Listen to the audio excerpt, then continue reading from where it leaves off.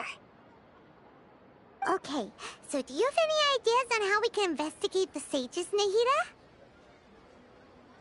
Actually, I've already done a little bit of work on that. But for now, I want to hear your thoughts.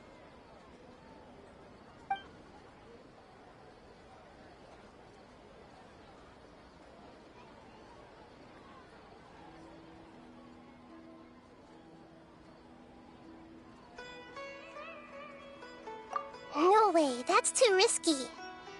You mean it'd be too easy to get caught? No, it's not that.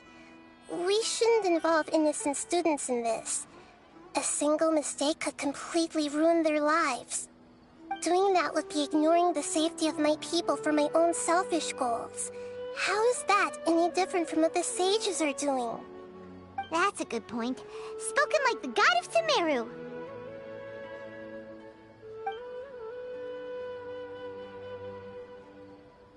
I've already tried that, but all the key members of the Academia, even the core of 30 guards, intentionally avoid wearing their Akasha terminals. It seems that from the very beginning, they've been guarding against info leaks from the Akasha. Of course, it could also be because they're wary of me. Have you already caught the sage's attention? I'm guessing not yet. But distrusting me would make perfect sense if they've ever paid attention to the urban legends about me. In any case, I probably can't take over their minds directly.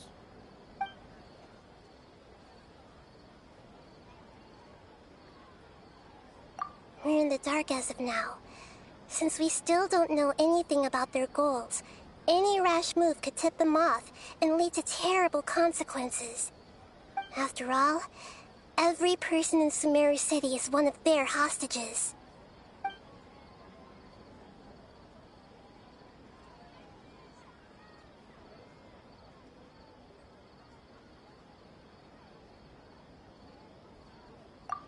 Are we really out of ideas? Nahida, you're super smart, so you already have something in mind, right? Don't keep us in suspense. Spill the beans already. According to a popular theory from the Vahumana Darshan of the Academia, rejecting impractical motions at the beginning of a planning session will give more weight to the actual proposal. Okay, but aren't you the god of wisdom? You don't have to use that kind of gimmick to make us take your ideas seriously.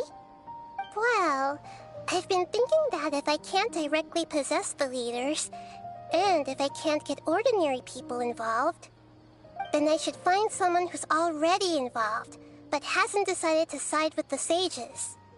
You're saying we should recruit a spy? That does sound like it could work. Oh, before coming back, we met someone named Al-Haytham.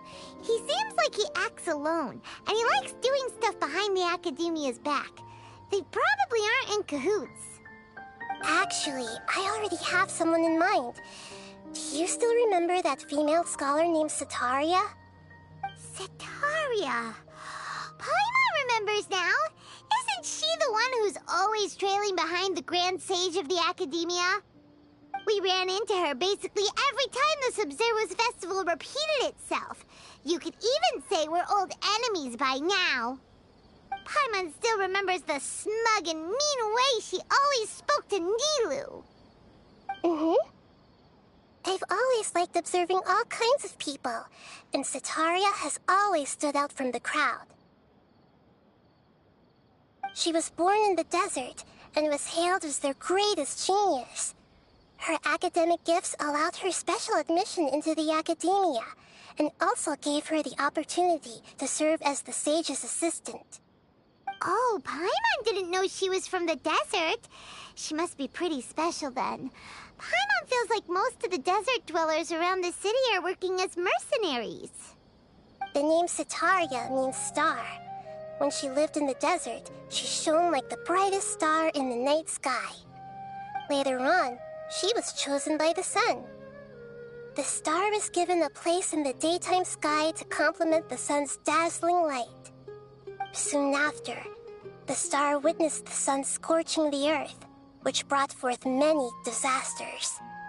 The star began to waver. Instead of staying beside such a sun, wouldn't it be better to return and light up part of the night sky? But in the end, she couldn't give up the radiance of daytime. To cope with her shame, the star buried her guilt and closed her eyes. From the sound of it, Sataria's just hung up on the research opportunities here. But she doesn't really support the academia. She still feels guilty about not doing more for the desert, right? She's just running away from her problems. Indeed. When they are presented with complex moral issues, many people will simply plug their ears and go with the flow until the problem can't be fixed anymore. She's suppressing a lot of guilt, but before she realized it, she had already become the sage's accomplice.